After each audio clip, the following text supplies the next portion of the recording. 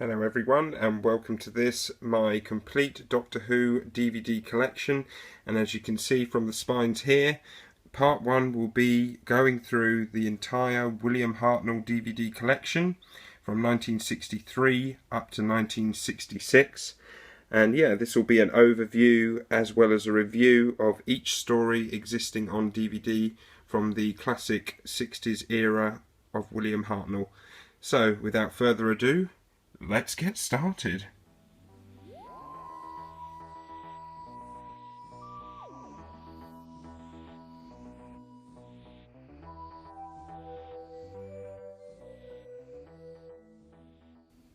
So without any further ado, let's get started with this. First of all, the Lost in Time box set.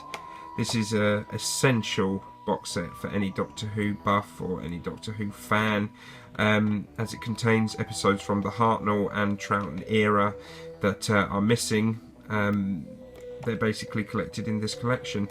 Some people say that this set is redundant because there's some episodes that have had the full stories restored, like the Underwater Menace and the Enemy of the World and the Web of Fear, but I think it's still a very, very good box set, and it's very much essential to fill in the gaps of these sadly lost stories. Absolutely 10 out of 10 this set. Definitely go and get it. One of the first DVDs I bought from the classic Doctor Who range. And we move on now with the very first story. This is An Unearthly Child.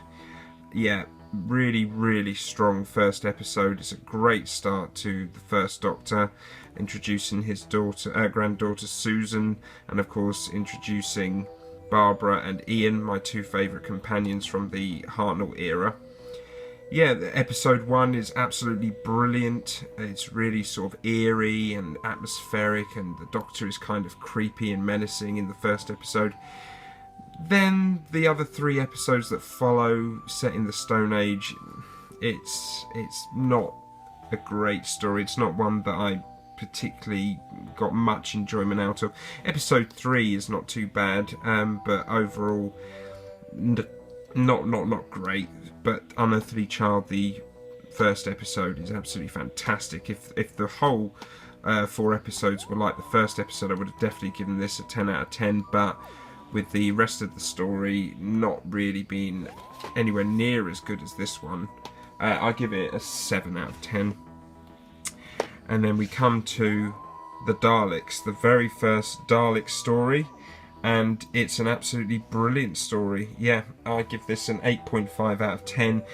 Again, I would have given it maybe a 9, maybe even a 10, but again, it's 7 episodes, and I think it would have been better had it been 5, maybe 6 episodes, because the part where the Thals are in the caverns with Barbara and Ian, and they're trying to basically cross over the cavern by leaping from one rock to another with a chasm below.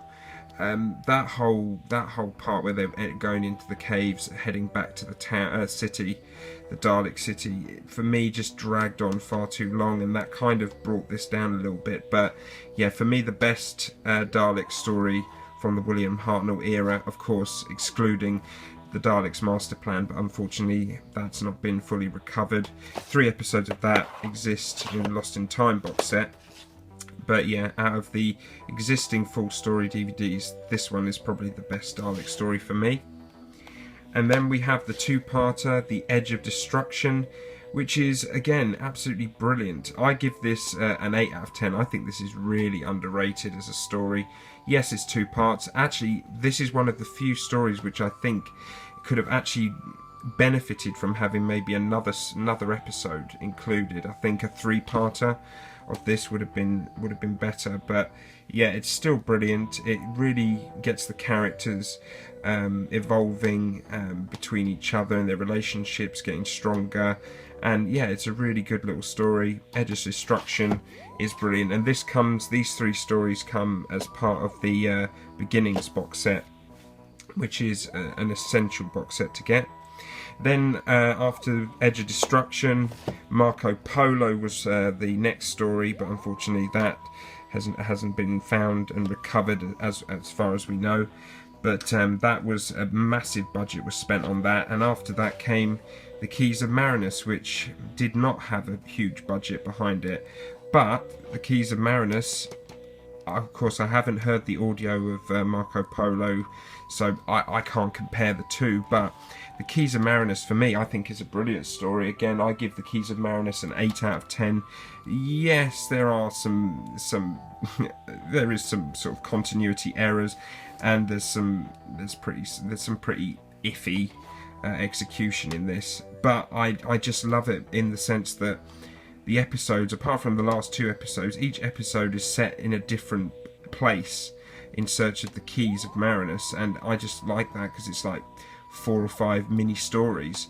So I think it's brilliant, and it kind of sowed the seed for what would become the Key to Time series season with Tom Baker.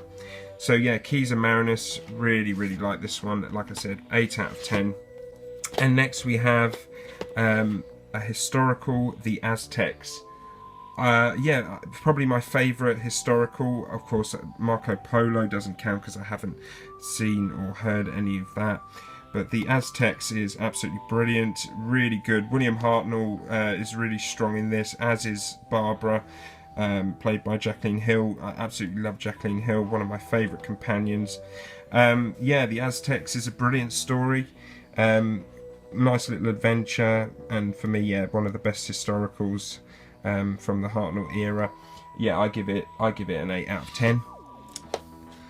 And then we have the Sensorites. Yeah, Sensorites is a strange one. I give it a 7 out of 10. It's enjoyable all the way through for me. It's 6-parter. I really enjoy it. The actual Sensorites themselves, their very first scene, or their very first appearance, is really creepy when they're looking through the ship and everything.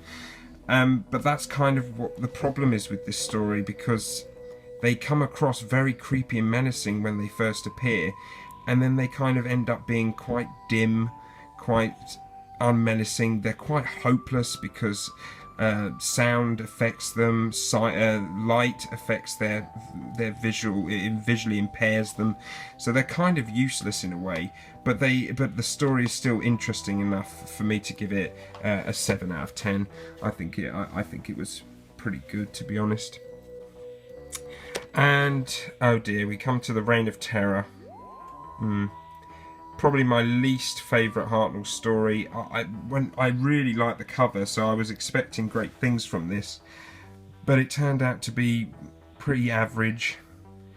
The first episode is quite good.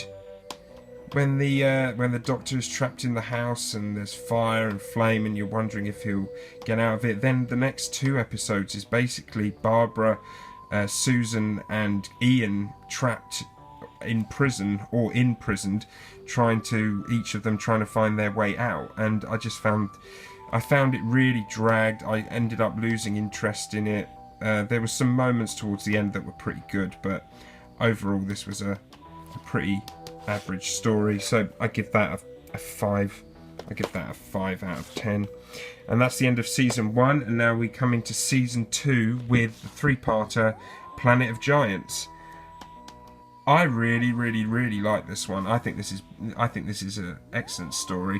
It's fun, it's interesting. The acting by all the characters is on top form, and one of the bad guys is the actor who played he was in the film Who Framed Roger Rabbit. I forgot the character. He gets shot in Who Framed Roger Rabbit, but he was quite young here, obviously, so some people might not recognise him straight off. But yeah, he features in this, and yeah, Planet of Giants, I think, is a great little adventure. 3-part story, 3 parts just about right for this sort of story.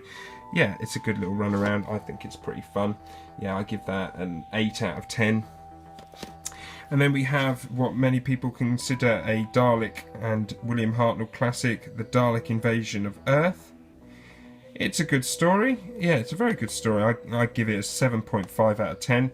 The reason, again, I don't give it a higher rating is because, it kind of drags on, and yeah, The story just didn't hold my attention after sort of episode 4. It kind of felt like it was dragging a bit, but the last episode, especially the last scenes where William Hartnell's Doctor says goodbye to his granddaughter Susan and leaves her behind, his speech is fantastic, and that in itself sort of elevates this story. But yeah, the Dalek invasion of Earth, it has some continuity and camera errors, but it's a very good story, great idea with the humans being controlled by robot devices and all the rest of it. Yeah, it's a good story, good little adventure. I give that 7.5 out of 10. And then we have The Rescue. Introduction to Vicky after the departure of Susan. Very average story for me. I give it a 5.5 out of 10 because some of the atmospheric elements to this is really well executed, really nicely executed, and the story is not too bad, especially in episode 1. But overall, it's an average story, two-parter. It is just a vehicle to introduce the first new companion after Susan. And next we have another historical, The Romans, which is, yeah, it's a sort of comedy romp in a sense, especially in episode 3. It's quite enjoyable. Some people love it, some people hate it. It kind of divides opinion, but I think The Romans is pretty good. It's quite funny, and yeah, it's a good little historical. The story holds up well, and yeah, I don't mind it. I give that 7.5 out of 10. I think it's very good. Yeah, overall I think it's very good, 7.5 out of 10. And then we have The Web Planet. Oh dear. I give this a 6 out of 10 because the story behind it is actually pretty good, but the execution is so poor. I mean, these aliens here, and it's so obvious that they're just men and women in costumes, and it doesn't even try to hide that fact. It's really poorly executed. Again, there's some camera work that's really nice, and the story is pretty good. William Hartnell is very good in it, but the actual execution was rubbish. But yeah, I still give it a 6 out of 10 because it's still a pretty good story, but yeah, not the greatest. Then we would have The Crusade following that, which 2 of the episodes survive on the Lost in Time box set, and 2 audio episodes are on here as well, so it completes the Crusade. So you basically get the Crusade story, but 2 episodes being audio. And then after that, we get the Space Museum, which yeah, I quite like the Space Museum. I think it's underrated. I really think it's underrated. I think it's a very interesting story that any path the crew, and when I say the crew I mean Barbara, Vicky, Ian and the Doctor, whatever path they take could determine their future, and it's really interesting. There's some poor acting in it from the supporting characters, but the story is really good. The execution is pretty good, and it's a good little romp. Yeah, quite enjoy the Space Museum. I give that a 7.5 out of 10. And now we have the wacky and rather silly Chase. The Chase, Barbara and Ian's exit, the most significant part, and Stephen's entrance as the new companion. The story itself, it's a very humorous Dalek story. It doesn't take itself too seriously, a little bit like Death to the Daleks with John Pertwee. But yeah, I enjoyed The Chase for the most part. I think it's episode 3 where they end up landing in New York, and then I think in episode 4, and then they arrive on a pirate ship, or no, they end up landing on the Mary Celeste, which is a sort of historical reference. Yeah, and then they enter the sort of a Hammer House of Horror studio type thing with Frankenstein's monster and Dracula and all that. Those 2 episodes were, for me, really bizarre and quite strange, although fans of it and critics of it at the time thought it was actually quite a nice little touch. Episodes 1 and 2 and episodes 5 and 6 for me are the best, and the battle at the end is pretty good and pretty exciting, and yeah, suspenseful. So for that, I would give this a 7 out of 10, but the 2 episodes I mentioned that feature the Mary Celeste the New York City setting, and then later the next episode in the sort of nightmare setting. I thought that was a bit random and a bit bizarre. And then next we have the Time Meddler with Peter Butterworth, who I remember most from the Carry On films. Yeah, the Time Meddler is excellent. Excellent story. Yeah, really like this. The whole idea of another Time Lord travelling in space but trying to meddle with time, whereas, you know, the first Doctor is always trying to sort of make sure that history is not altered and not changed in any way. But yeah, the Time Meddler is really good. Nice setting. Stephen is in this story as as a companion now after Barbara and Ian exited. So yeah, Time Meddler, really, really good. Definitely worth a watch. It's a semi-historical story between the Vikings and the Saxons. So yeah, Time Meddler, I give that an 8 out of 10. And then after the Time Meddler, we would have got Galaxy 4, which I think there is a partial episode that exists. I think that's on the bonus features of the Aztecs. Then we have 3 episodes.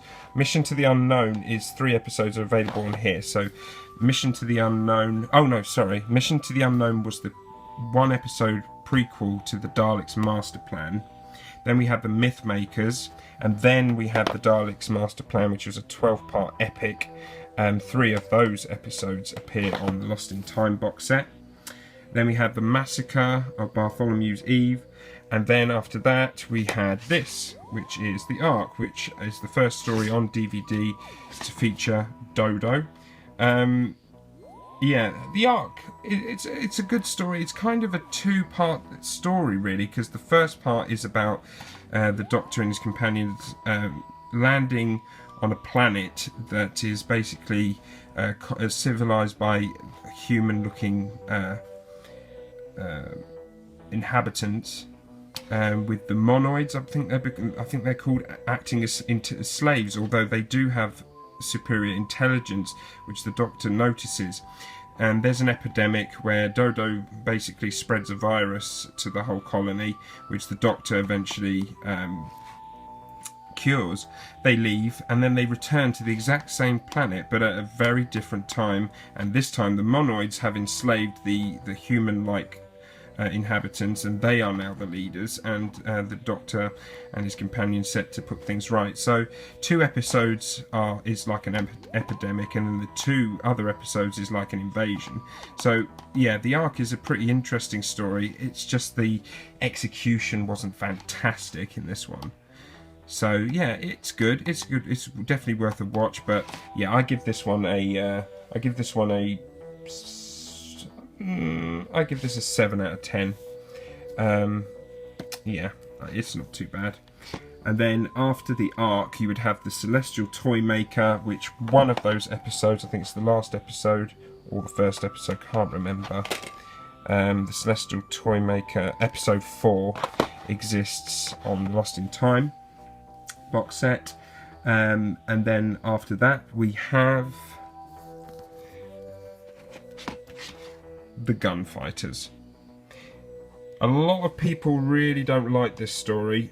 I thought episode 1 and 2 were pretty good, and then it becomes a bit mediocre and boring towards the end. It just becomes a typical Western shootout. It doesn't feel like a Doctor Who story in a way. That, I think, is why people sort of criticise it, but it divides opinion. I don't think it was that bad. I'd give it probably a weak 7 out of 10, because it is quite enjoyable, especially episodes 1 and 2. But yeah, it suffers the typical sort of Hartnell, where the first episode is very good and then it sort of gradually falls to bits. But the Gunfighter suffers from that a little bit, but it's enjoyable. I like it. And then after the Gunfighters are the Savages, which doesn't exist, I think, in any form. And then we have the fantastic War Machines. I gave this a 9.5. Did I give it no, I gave it a 9 out of 10. I would have given it a 9.5 out of 10 had the robots been a bit more menacing. I mean, yeah, they shoot out this sort of smoke, which is obviously fatal, but at the same time, a lot of what they do is sort of bash into things. They sort of demolish things by bashing into boxes and crates and steel girders and bins and things. Yeah, other than that. But yeah, 9 out of 10 for this. This is, unfortunately, sadly, this was towards the end of William Hartnell's run, but I think this is where it becomes very, very strong. The writing, certainly, it becomes a little bit more adult, and there's elements of the invasion which came later in the Troughton era that I can see sort of evolving from this story. So yeah, the War Machines I think is a really good story, really, really good. The departure of Dodo, and of course this is the beginning of Ben and Polly, my two other favourite companions from the Hartnell era. Yeah, War Machines. So let's just go back very quickly. So the Ark began season 3, and it ends on the War Machines, which is here. So this is the end of season 3 here, and we start with season 4. We have the Smugglers as well, which came after, I think, the War Machines. So that ended. Yeah, the Smugglers ended, or did it start? No, the Smugglers started season 4, and then the second episode of season 4 was the 10th Planet. 10 out of 10 for this one. Absolutely brilliant. This is a classic. This is a masterpiece. I love Doctor Who stories that are contained, claustrophobic, creepy and menacing, and the 10th Planet is very much like that. Really love the Cybermen. The very first time we get to see the Cybermen, and the Doctor is really good in this, as he is in the War Machines. He's brilliant in this, much more serious and darker. And yeah, Ben and Polly are brilliant in this as well. Really good story, 10 out of 10. And of course, this is the very first regeneration story, where we see William Hartnell depart and the great Patrick Troughton come in as the second Doctor. Yeah, 10th Planet, absolutely brilliant. It's great. It's really great. I give this a 10 out of 10, and this is my favourite existing Hartnell story.